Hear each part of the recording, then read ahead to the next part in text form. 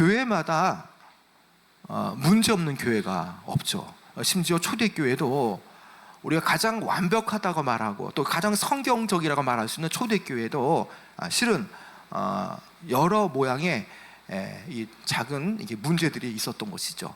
그러니까 주님께서 오시기 전까지는 교회는 다 이렇게 문제가 있고 그 문제를 현명하게 지혜롭게 또 성령 은혜 가운데 다루는 가운데에 하나님의 충만한 역사가 더 나타나게 되어지죠. 이 예루살렘 교회의 오순절날 성령의 임하심을 통해서 복음을 전하는 가운데에 이 예루살렘의 교회가 크게 성장하게 되었습니다. 성장하면서 이 교회에 무척 많은 사람들이 교회에 들어오게 되어졌죠. 이 교회 안에는 두 부류의 사람들이 있었는데요. 한 부류는 유대 본토 사람인 히브리파 사람들이 있고요. 그리고 멀리 외국에서 이제 예루살렘으로 들어온 그런 헬라어를 쓰는 교포인 이 헬라파 유대인들이 이렇게 있었던 것이죠. 이 헬라파 유대인이라 말하면 좀 생소할 수 있지만 외국에서 오랫동안 외국 살이를 하다가 예루살렘에 들어온 헬라어를 구사하는 그런 헬라인들. 그 생각은 다 헬라적인 그런 개념이 있는 사람들이죠.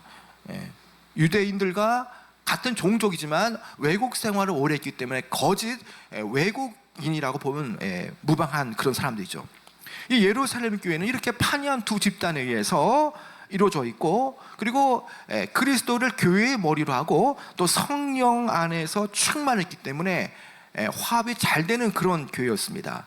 그러나 모든 조직이 인간들이 이합 집산을 하는 그런 곳이다 보니 때로는 좋은 일이 있다 보면 나쁜 일도 생기기 마련이죠.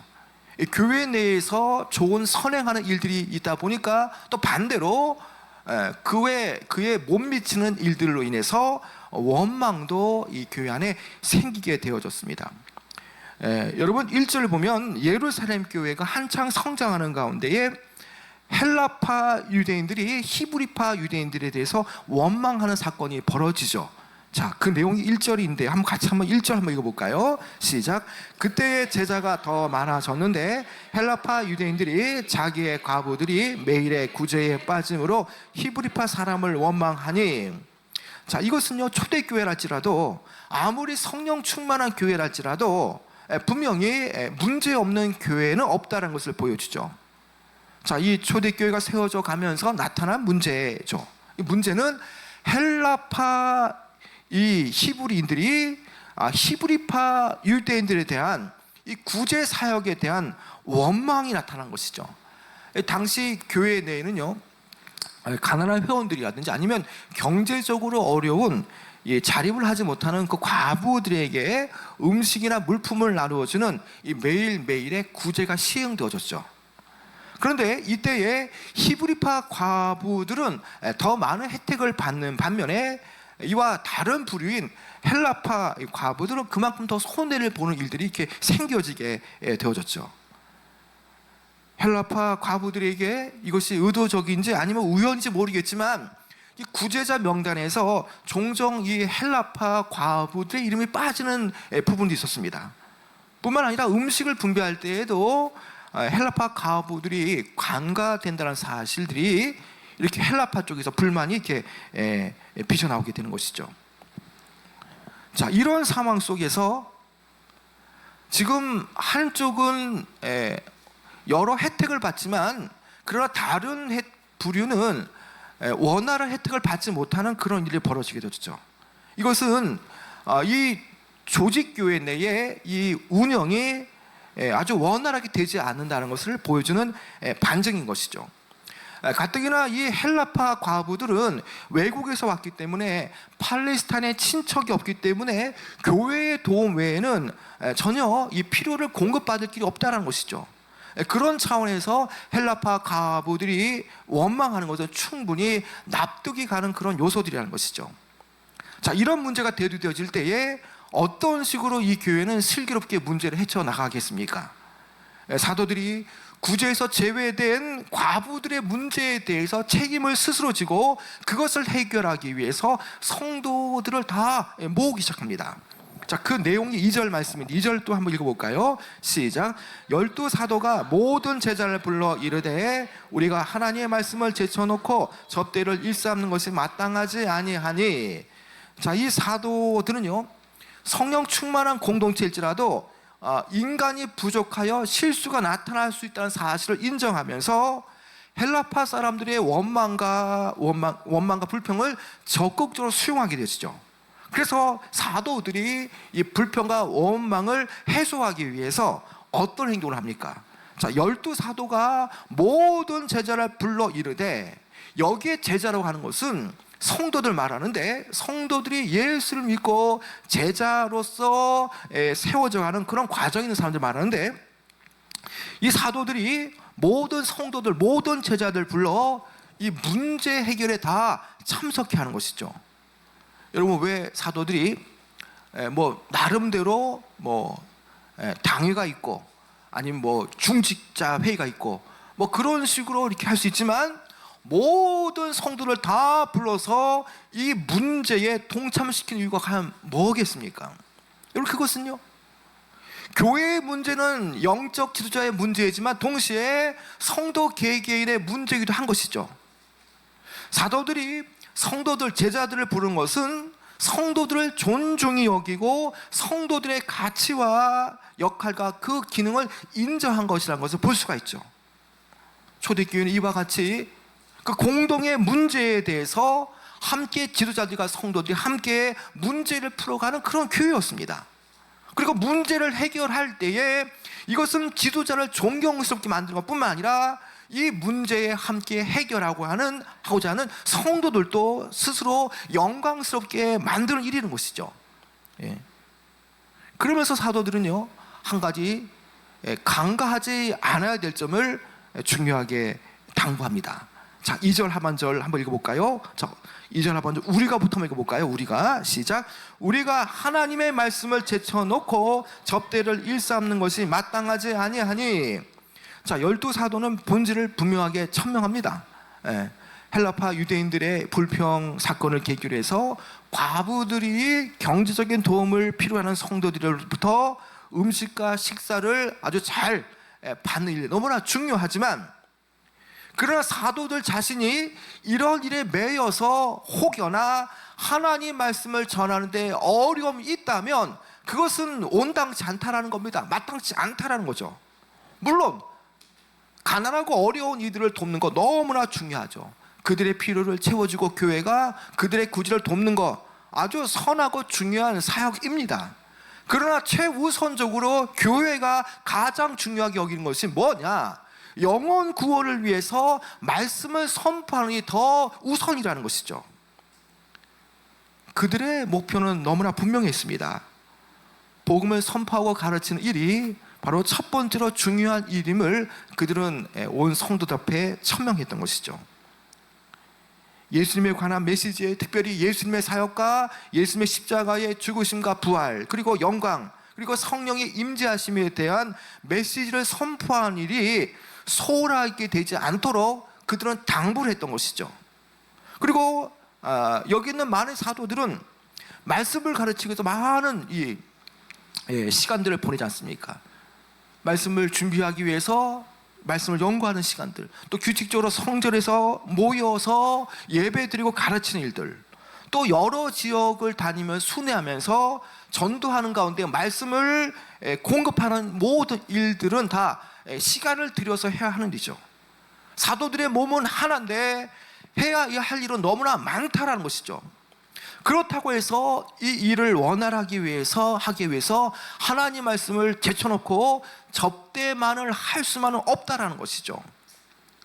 자, 이런 상황들에 대해서 우리는 아주 사역에 아주 분주했던 이 모세의 모습이 떠오를 수 있지 않습니까? 옛적 광야에서 이스라엘이 이끌었던 해야 할 일이 너무나 많았던 모세. 그때 모세의 장인 이드로가 모세에게 찾아와서 권면했던 그 내용이 뭡니까? 이드로가 모세를 찾아와 그가 하는 일이 너무나 많기 때문에 이스라엘을 다스리는 일에 사람들의 도움이 필요하다고 말하면서 그 일을 함께, 그들의 그 모세의 짐을 함께 나누어질 능력 있는 사람을 선택하라고 조언했던 것이죠. 여러분, 사도들 역시도 불가피하게 교회가 작을 때는 이 사도들이 12명 나눠서 할 수 있었지만, 이 새 언약 공동체 안에 계속적으로 교인들의 수가 늘어나고 교회가 수적으로 영적으로 부흥되다 보니 자연스럽게 확장되어지는 그 사역을 감당할 수 없게 되어진 것이죠. 그래서 사도들을 위해서 함께 그 짐을 나누어 줄 수 있는 사람들이 필요하게 되어진 것이죠. 그래서 이러한 일을 용이하게 하기 위해서 그들은 사역의 방향을 효율적으로 조직하며, 그리고 이 일을 분화할 필요성이 있었던 것입니다. 자, 그러면서 어떤 방식으로 이 짐을 함께 나눕니까? 여러분, 3절 한번 읽어볼까요? 3절이요 시작. 형제들아, 너희 가운데에서 성령과 지혜가 충만하여 칭찬받는 사람 7을 택하라. 우리가 이 일을 그들에게 맡기고. 자, 이 사도들은요, 성장에 부응하면서 동시에 주께서 명하신 초점을 고수하기 위해서 사도들은 교인들에게 과부를 구제하는 일, 음식을 함께 분배하는 일을 돕기 위해서 7명을 뽑으라라고 이렇게 일을 맡기는 것이죠.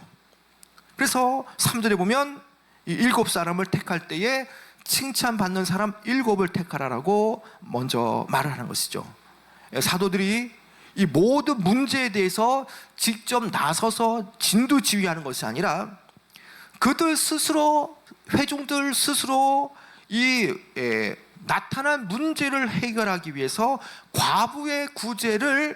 과부를 돕는 일에 아주 적합한 사람 7명을 택하라고 방향을 제시하죠.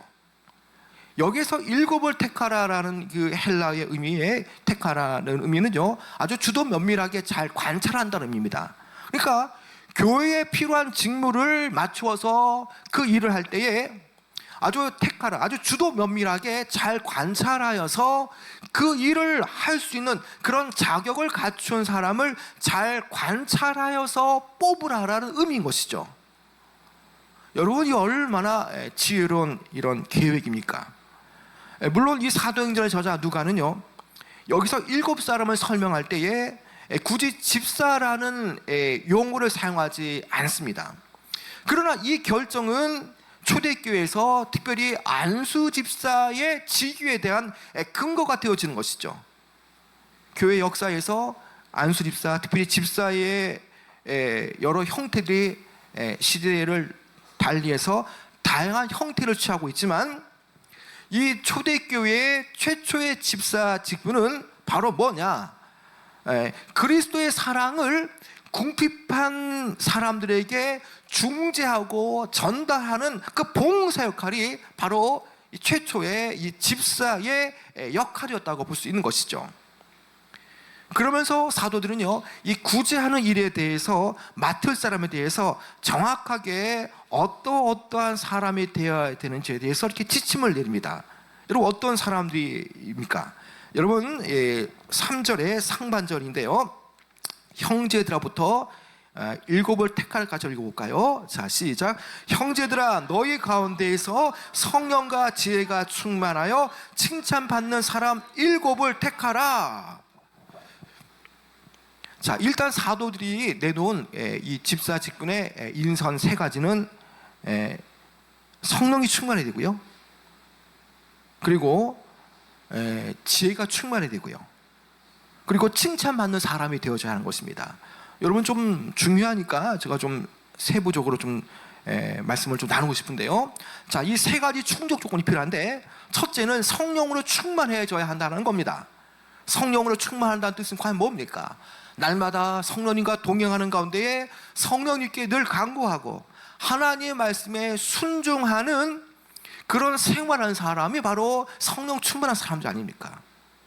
사실 직장일, 사회 일은요, 성령 충만하지 않아도 할 수 있는 일입니다. 인간의 경험, 지혜로 가능한 일이죠. 그러나 교회 일은요 그렇지가 않다라는 겁니다.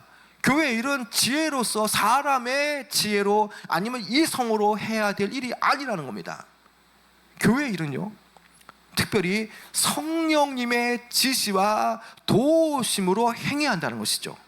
날마다 교회를 섬기는 사람이라면 항상 하나님의 뜻이 어디에 있는가, 내가 이것을 교회적으로 하려고 할 때에 하나님은 과연 무엇을 말씀하실까, 늘 하나님과 교통하는 가운데에 성령님의 지시를 따라야 한다는 것입니다.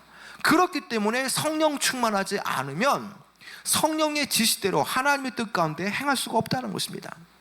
여러분, 이미 집사님들이 되신 분들을, 아니면 집사님이 되시고자 하는 분들 가운데 한번 오늘 말씀을 들으면서 과연 스스로에게 자문자답 한번 해보시기 바랍니다. 나는 과연 성령으로 충만하고 있는가?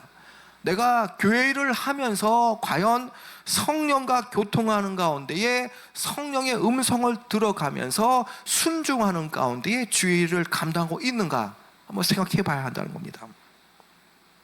자, 둘째로 집사의 직분에 합당한 사람은 지혜로 충만한 사람이어야 되죠.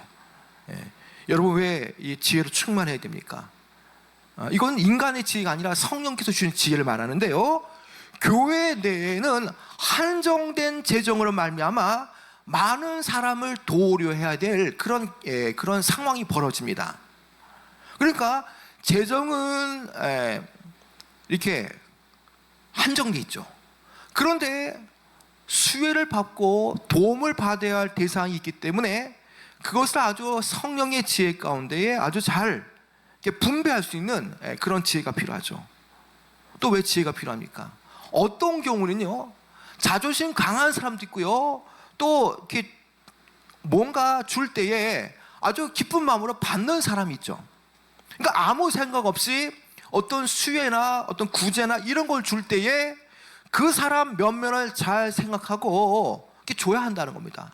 혹 뭘 줬을 때에 그 사람의 자존심이 상한다면 안 준 것만 못하지 않습니까? 그런 차원에서 도움을 받는 사람들의 영혼이 상처받지도 않도록 하기 위해서 이 돕는 일도 결국에는 지혜가 필요하다는 것이죠. 그래서 지혜롭게 봉사하고 섬기는 자세가 필요합니다. 우직하게 일만 열심히 한다고 해서 훌륭한 집사님이 되는 게 아닙니다. 매사를 하나님께 영광을 돌리기 위해서, 또 사람들에게 평안과 덕을 끼치도록 아주 지혜롭게 일하는 사람이 바로 이 집사 직분에 합당한 사람들이죠. 자, 세 번째는요, 칭찬받는 사람이 되어져야 합니다. 자, 이 칭찬받는 사람이라면 믿음과 또 이 충성이 검증이 되어져야 되고, 어느 정도예요? 교회에서 평판이 좋은 성도가 되어져야 합니다. 뿐만 아니라 좋은 인품을 가지고 공동체의 존경과 칭찬을 받는 사람이 되어져야 하는 것이죠. 무릇 집사가 되려 하는 이들은요, 늘 하나님과 교회와 그리고 목사님을 생각하고 또 성도를 생각하면서 항상 덕을 베풀며 이기적이지 않으면서 믿음과 충성을 다해서 봉사할 때에 집사의 직분에 적합한 사람이 되어지는 것이죠. 여러분, 이제 5절에 보니까요, 이런 내용으로 사람을 뽑아준다라고 천명할 때에 여기에 있던 많은 무리들이 다 이 제안에, 사도들의 제안에 기쁘게 여겼다고 했습니다. 그리고 정확하게는 어떠한 절차를 통해서 일꾼이 선출되었는지 우리는 알 수는 없지만 여기서 7명의 집사, 스데반과 빌립과 부르고로 또 니가노로 디몬, 바네마, 니골라가 선출되어졌죠. 여러분, 이상과 같은 이 조건이 바로 초대교회에서 집사를 선택하는 데 제시된 조건이라는 것입니다. 여러분, 이 집사 직분이 교회적으로 얼마나 중요합니까? 아주 교회의 허리가 되어지고요, 교회의 중추적인 역할을 감당하는 것이 바로 집사님들이라는 것입니다. 그래서 집사님들이 열심히 봉사해야만 목회자가 마음 놓고 소신껏 목회할 수 있고요, 교회에 주님의 사랑과 은혜가 넘치게 되어집니다. 또 부흥하게 되어집니다. 저 개인적으로 아는 목사님이 계신데, 교회가 너무나 어렵다 보니까 그 목사님이 이렇게 쿠팡 일과 또 여러 가지 이렇게 막노동을 이렇게 합니다. 그러니까 거짓 일주일에 한 3, 4일을 막노동을 가고 밤에 오시는데 과연 그런 가운데 과연 말씀을 잘 전할 수 있겠습니까? 예. 정말 그런 상황 속에서 너무나 교회 일도 해야 되고 또 여러 생계도 꾸려가야 되고 또 교회에 또 얼마나 많은 일들이 있습니까? 그러다 보니 자연스럽게 말씀 준비가 약화되어지니까 교회가 계속 더 이렇게 쇠약해진 것을 이렇게 볼 수가 있는 것이죠. 여러분, 그런 차원에서 본다면 정말 이 집사의 직분을 감당하는 사람들이라면 정말 내가 이 봉사할 자세가 있는가도 한번 잘 생각해 봐야 한다는 것입니다. 혹 부족한 점이 있다면 그것이 무엇인지 깨닫고 하나님께 그 부족한 부분을 채워달라고 기도하면서 이렇게 마음의 준비를 하며 나가야 되는 것입니다. 집사들의 사역이 물론 사역자들 돕는 것이지만 그렇다고 해서 이 집사 직분을 받은 그런 자격들, 어떤 영성 이런 것들이 뭐 사도들보다 덜하지 않다라는 겁니다. 우리가 언제 한번 기회가 되어지면 스데반의 그 사역을 듣게 될 텐데, 스데반은 이렇게 음식을 공개하고 또 구제하는 글을 맡았지만 그는 복음을 전할 때에 사도 이상으로 전도하고 또 말씀의 능력을 나타냈던 사람 아닙니까? 그렇기 때문에 이 집사기 때문에 그냥 봉사만 잘하면 된다, 그것도 아니라는 겁니다. 그 안에 믿음을 생활 가운데에 어느 정도 교회를 믿음으로 이끌어갈 수 있는 믿음도 담보가 되어져야 한다는 것입니다. 자, 바로 이런 것들이 뭐냐? 결국에는 디모데전서 3장 8절과 10절에 아니면 디도서 2장과 2절부터 6절까지 나오는 이 교회의 공동체 안에 이 직분자들에 대한 어떤 그 반영, 어떤 직분자들을 세울 때의 기본적인 영적인 방향성을 이것이 나타나고 있다는 것이죠. 자, 이제 이런 부분들을 이제 언급한 다음에 또 여전히 사도들은요, 더 무엇에 힘써야 되는지를 또 언급하고 있죠. 자, 4절 한번 읽어볼까요? 4절이요. 시작. 우리는 오로지 기도하는 일과 말씀 사역에 힘쓰리라 하니. 자, 여기에 사도들이 전념해야 할 영역은요, 여전히 기도와 말씀 사역이라는 것이죠. 그 사도들은 너무나 이 중요한 이 기능적이고 영적인 영역을 너무나 잘 알고 있다는 것이죠. 그러니까 이 많은 일들 가운데에 집사의 직분자들에게 섬기고 봉사한 일을 짐을 함께 나누고 동시에 가장 중요한 기도와 말씀의 그 영역에서 최선을 다하리라고 이렇게 지금 말하고 있다는 것이죠. 다시 말하면 교회는 식탁의 봉사를 맡아야 할 사람이 있고 말씀의 봉사를 맡아야 할 사람이 있다는 것을 말해주죠. 근데 이것이 혼동되어지게 되어지면 교회가 어렵게 되어집니다.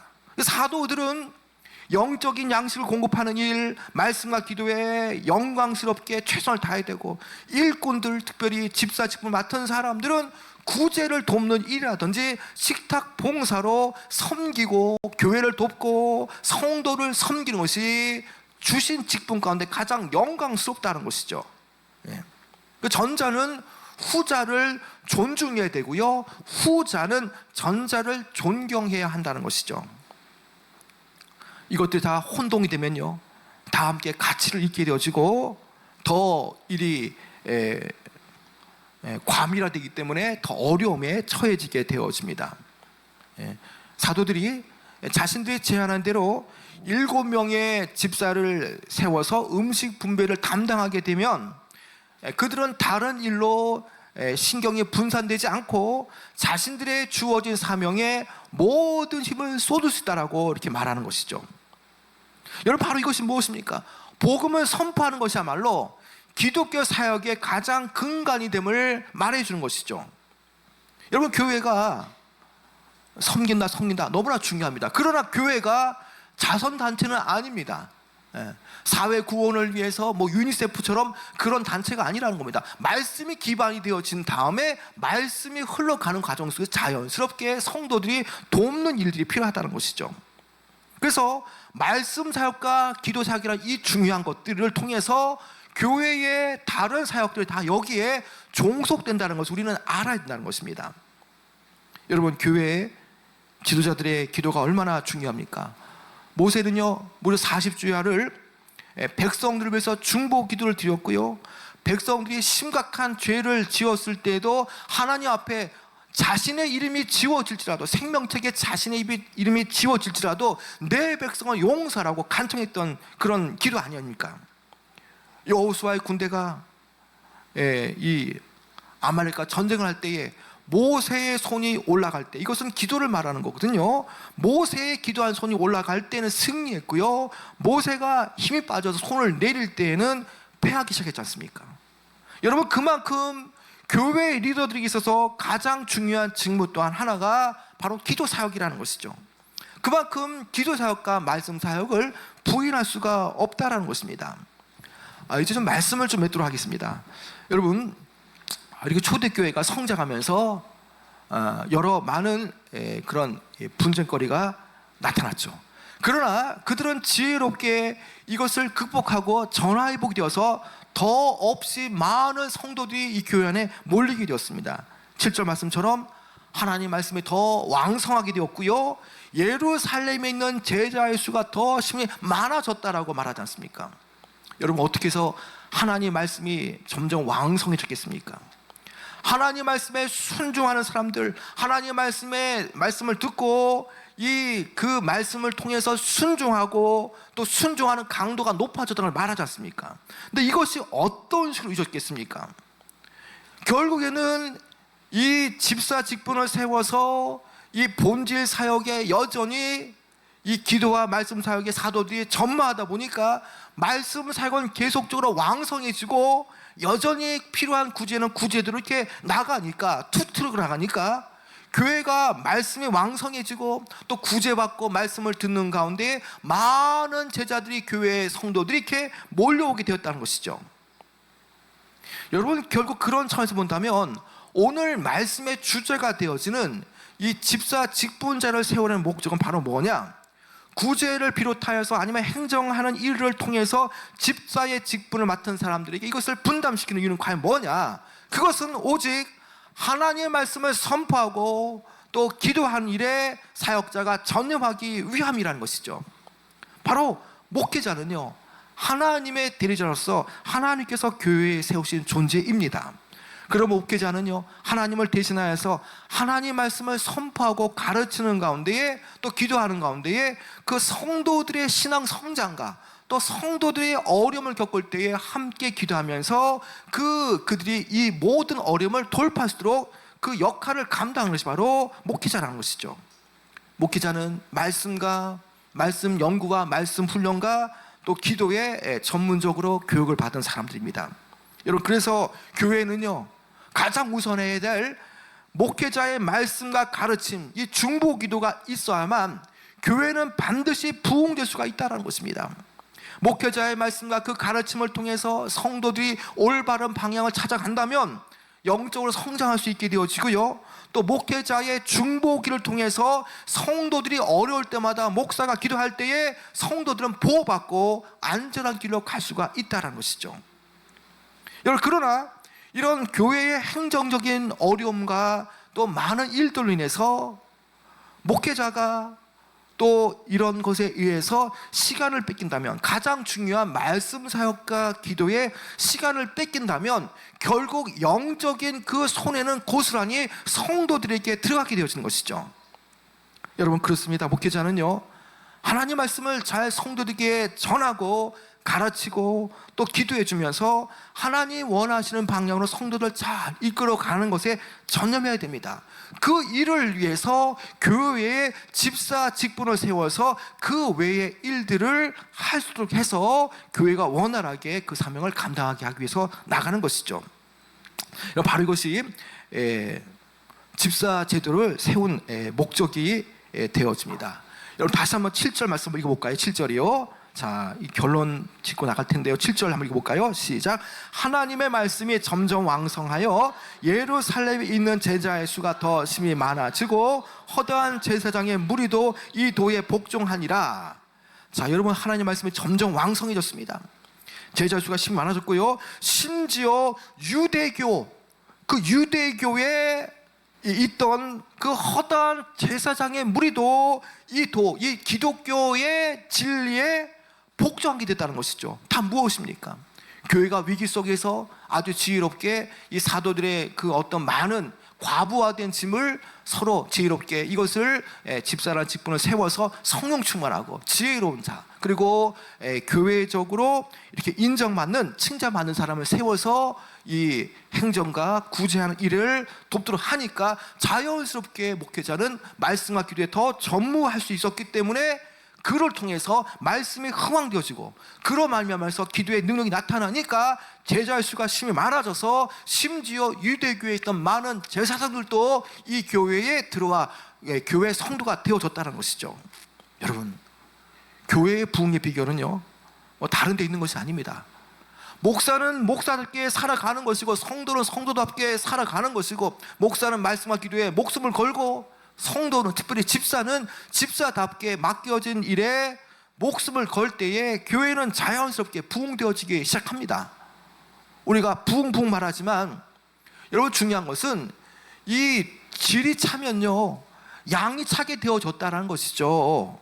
우리가 이 역할을 감당하면 어느 때에 하나님의 부흥이 분명하게 주어지게 되어진다는 것입니다. 여러분, 예루살렘 초대교회가 든든하게 부흥할 수 있었던 것은 무엇입니까? 목회자가 말씀과 기도에 전무했고 평신도 사역이 원활하게 나타났기 때문에 교회가 영적으로 부흥되어지기 시작했습니다. 여러분, 이제 다음 주면 우리가 임직자를 위한 그런 선출 투표가 있게 되어집니다. 이미 임직을 받은 분이라면 내가 받을 때 그 뜨거웠던 마음이 여전히 있는가, 아니면 임직을 받기 위해서 기도로 준비하시는 분들이라면 오늘 이 말씀을 통해서 내가 과연 이런 세 가지 부분들이 과연 적합한가, 혹 부족하다면 주님, 내가 주의 도구로 의의 병기로 써주실 때에 주님 이런 부분이 부족합니다, 이런 부분을 채워달라고 기도하면서 준비하며 나가야 되는 것입니다. 여러분, 교회 지도자가 기도와 말씀에 생명을 걸고 또 직분자들이 주어진 사역에 최선을 다할 때에 반드시 하나님의 때에 반드시 부흥이 나타나게 되어질 것입니다. 주님의 은혜 안에서 든든하게 서가고 영적으로 성장하는 방법도 내게 주신 직분을 잘 감당하는 것입니다. 여러분, 기도하면서 우리가 정말 하나님께서 필요한 일꾼들 잘 뽑을 수 있도록 기도하시면서 한 주를 준비하시는 여러분 되어지길 축원합니다.